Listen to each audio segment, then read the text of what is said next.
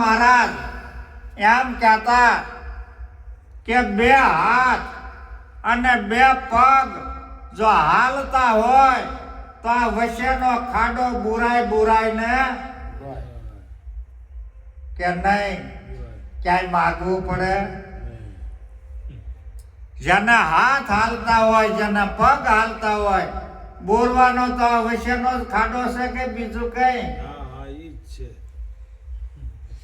પણ આ હાલતા હોય તો વચ્ચેનો ખાડો બુરાય ને કે નહીં.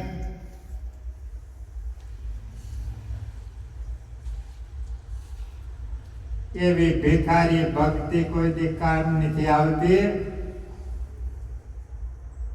એટલા માટે મહાન પુરુષોએ કીધું છે કે આ ભક્તિ છે એ શૂરવીરની છે, આ કાયરની નથી. એટલે બધે વિચાર કરજો, ભેંસ ન દોવા દેતી હોય તોય પણ માનતા કરે કે નહીં. ભેંસ ન દોવા દેતી હોય તો માનતા કરે. એટલે આ હુરાપુરા ના સોખા રાંધતા નથી, ભૂલાઈ ગયું ને.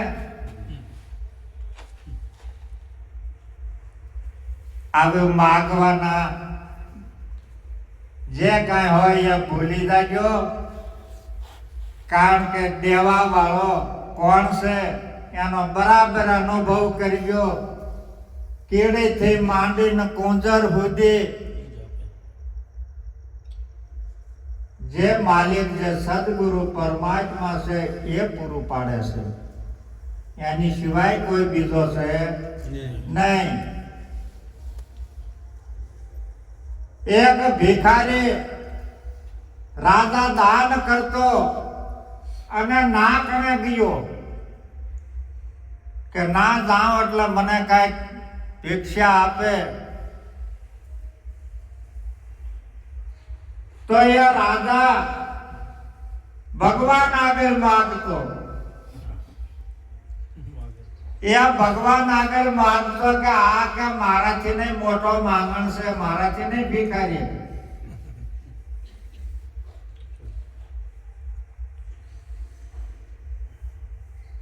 એટલા માટે જે મહાન પુરુષો સંતો જે થઈ ગયા છે, આપણે દરેક આજીવિકા કરીએ છીએ ને કરીએ છીએ. આપણને આ ત્રિલોકનો નાથ આપણો સર્વનું પૂરું પાડે છે. એટલે કબીરદાસે કીધું છે એક વાણીમાં, ऐसो खेल ऋषो मेरे दाता, जहाँ देखो ना दोनों तो केड़े में तो नानो थन बैठो, हाथी में वही मोटो, मावत थन के माथे बैठो, हांकवा वालो तमारी सिवाय से बीजो नहीं. એટલે કહેવાનો અર્થ એ છે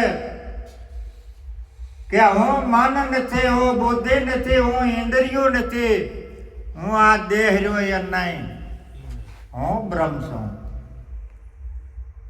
હું આત્મા છું, હું સચ્ચિદાનંદ પરિબ્રહ્મ પરમાત્મા હું પોતે છું. આ નિષ્ઠા ઉપર આવવાની દરેકને જરૂર છે કે નહીં. જ્યાં સુધી નરસિંહ મહેતા આમ કહી ગયો તો મીરા આમ કહી ગઈ હતી, આ બધાના વખાણ કરીશું કે રહી જઈશું કે નહીં. એ જ હું છું એવી નિષ્ઠા લાવો.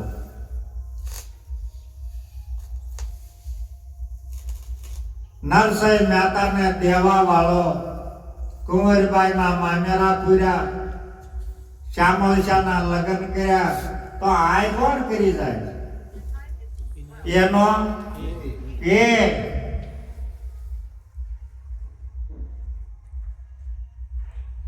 બીજો કોઈ કરવા વાળો છે નહીં. કારણ કે એ પ્રેબ્રહ્મ પરમાત્મા એ સદગુરુ દાતાર છે. દાતાર એમાં નામ પાડ્યું છે કે સર્વેનો દાતાર છે, સર્વને દેવા વાળો છે.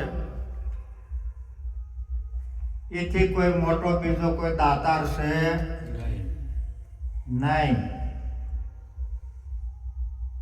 આવો જે આપણને સદગુરુ પરમાત્માએ જે આપણને જ્ઞાન આપ્યું છે એ જ્ઞાનને સંપૂર્ણ રીતે આ જ્ઞાનને સમજી લો.